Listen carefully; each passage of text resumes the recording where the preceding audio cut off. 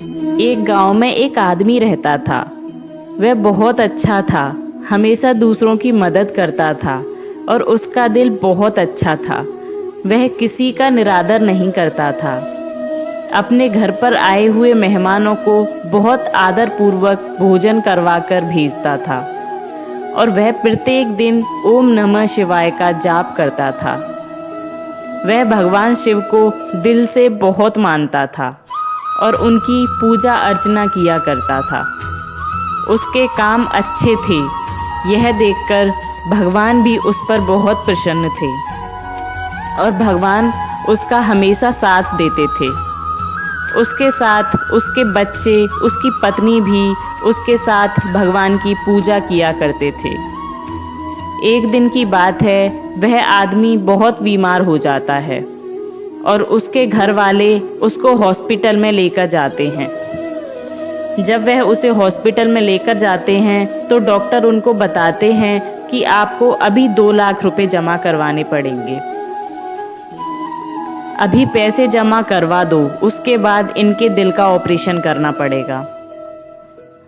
लेकिन दोस्तों, उसके पास इतने पैसे नहीं थे कि वह अभी जमा करवा सकता, तो वह बहुत घबरा जाता है। वह सोचता है कि ऐसी स्थिति में सिर्फ भगवान ही हमारी मदद कर सकते हैं और उसकी पत्नी मन ही मन में ओम नमः शिवाय का जाप करने लगती है। ऐसा देखकर उसके बेटे को गुस्सा भी आता है कि हमारे साथ इतना बुरा हुआ है, मेरे पिताजी मरने की हालत में हैं और मेरी माँ फिर भी भगवान शिव को पुकार रही है। लेकिन इसके अलावा उनके पास कोई और रास्ता भी नहीं था। तो वह बहुत परेशान होकर हॉस्पिटल के बाहर खड़े हो जाते हैं और कुछ देर बाद एक डॉक्टर उनको बुलाने के लिए आते हैं कि आपको अंदर बुला रहे हैं। जब उसका बेटा अंदर जाता है तो वह बड़े डॉक्टर से मिलता है और वह डॉक्टर बताता है कि तुम्हारे पिताजी का ऑपरेशन हो गया है और वह अब बिल्कुल ठीक हैं। उनका ऑपरेशन बिल्कुल ठीक ठाक हुआ है। तुम्हें अब घबराने की ज़रूरत नहीं है।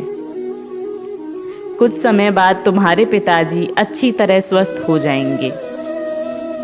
तो वह मन ही मन सोचता है कि जब मम्मी और मैं बाहर खड़े थे तो पैसे किसने दिए होंगे और कौन पैसे लेकर आया होगा।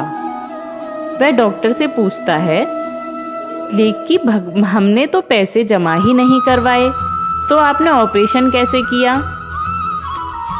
तो डॉक्टर ने बताया कि मेरे पास एक आदमी आया था और उसने बताया कि वह तुम्हारे पिताजी का दोस्त है और तुम्हारे पिताजी और वो हमेशा साथ रहते हैं, तो वह पैसे देकर गया है।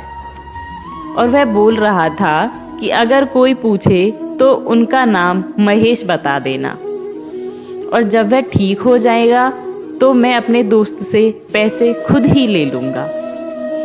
तो उनके घर वालों ने सोचा कि चलो कोई होगा जो पैसे देकर गया होगा, शायद हम नहीं जानते हों। कोई पिताजी का दोस्त महेश हो। तो वह जब उसका पिताजी ठीक होकर घर आता है, उसका पुत्र उसको पूछता है कि तुम्हारे मित्र ने तुम्हारे ऑपरेशन के पैसे दिए और वो तुम्हें दोबारा मिलने भी नहीं आया। तो उसने पूछा कि कौन से दोस्त ने पैसे दिए थे। उन्होंने कहा कि उनका नाम महेश बताया था डॉक्टर ने। उन्होंने डॉक्टर को पैसे दिए थे और डॉक्टर को बोला था कि बाद में मिलने आऊँगा तो पैसे ले लूँगा। तो दोस्त वह बताता है कि मेरा तो कोई दोस्त महेश नहीं है, महेश नाम का मेरा कोई दोस्त नहीं है, ना मैं महेश नाम के किसी आदमी को जानता हूँ।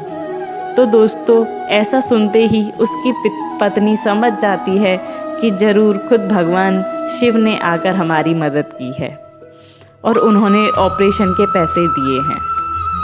और जब बहुत जानने की कोशिश करने के बाद भी उन्हें कोई महेश नाम का आदमी नहीं मिलता और ना कोई पैसे वापस लेने आता, तो सभी परिवार वाले भगवान के सामने हाथ जोड़कर उनका शुक्रिया अदा करने लगते हैं और बहुत खुश होते हैं कि कितनी मुश्किल की घड़ी में भगवान ने खुद आकर हमारी मदद की है।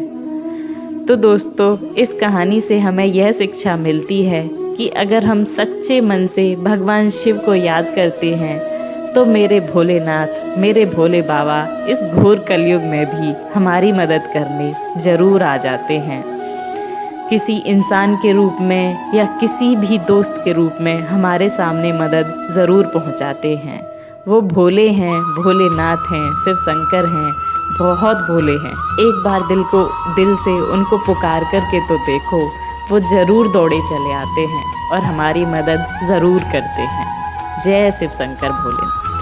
अगर आप भी भगवान भोलेनाथ को पसंद करते हैं, उनकी भक्ति करते हैं, उनके सच्चे भक्त हैं, तो प्लीज़ हमारी इस वीडियो को लाइक कीजिए और हमारे चैनल को सब्सक्राइब कीजिए, ताकि ऐसी ही शिव की महिमा की कहानियाँ आगे हम आपके लिए